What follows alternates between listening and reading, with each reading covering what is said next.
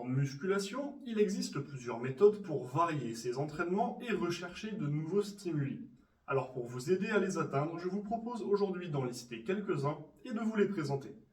Juste avant de commencer, si vous appréciez ces vidéos hebdomadaires, pensez aux likes, commentaires, enregistrements, un partage en story ou sur vos réseaux sociaux aide énormément à la visibilité. Toute forme de soutien est grandement appréciée.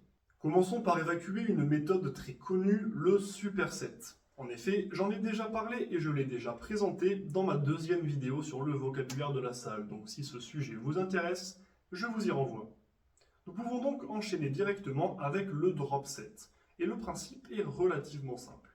On réalise un exercice avec une charge donnée, et après avoir réalisé le nombre de répétitions prévues, idéalement aussi proche que possible de l'échec, on diminue la charge et on recommence un certain nombre de répétitions, et cela sans prendre de repos, plusieurs fois. De cette manière, lorsque l'on arrive à l'épuisement et que l'on n'arrive plus à soulever la charge, on la diminue un petit peu, ce qui nous permet de réaliser quelques répétitions supplémentaires. Cette méthode nous autorise à aller légèrement plus loin que l'échec avec une charge donnée en épuisant les muscles jusqu'au bout. Continuons avec les formats de pyramide et de pyramide inversée.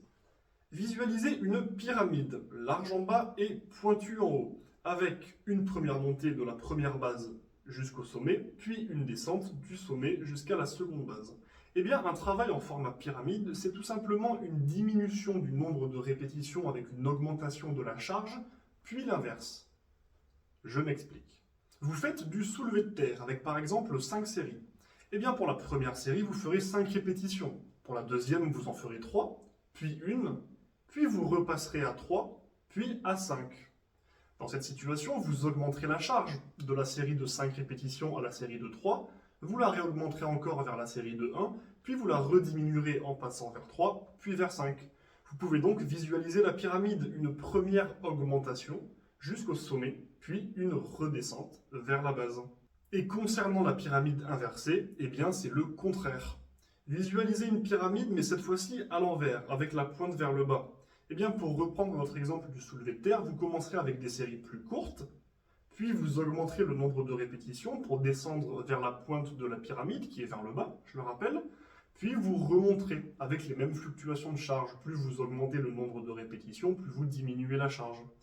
Et là, vous pourrez visualiser votre pyramide inversée. C'est littéralement l'inverse du format pyramide.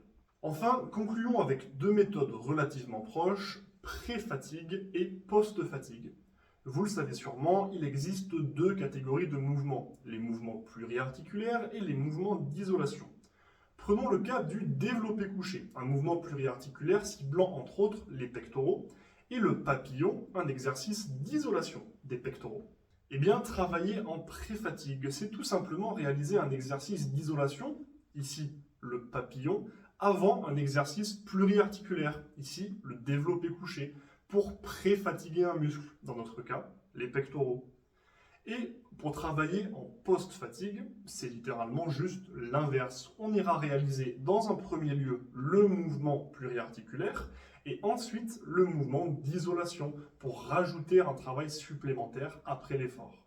J'espère que cette vidéo vous aura été utile. Si vous avez des questions sur les points que je viens d'aborder ou d'autres interrogations sur le sujet, contactez-moi pour me les poser.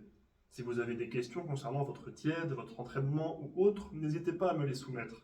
Si vous cherchez un coach, préparateur physique, mental, réathlétisateur, nutritionniste, mettez-vous en contact avec moi et nous échangerons afin de mettre en place un suivi adapté à vos objectifs. Et s'il y a un sujet en particulier que vous voudriez que j'aborde dans ce genre de vidéo, faites-le moi savoir sur mes réseaux sociaux ou directement en commentaire de la vidéo, où vous pouvez d'ailleurs me laisser vos impressions sur le podcast du jour. Sur ce, bon entraînement et n'oubliez pas, rendez-vous fiers.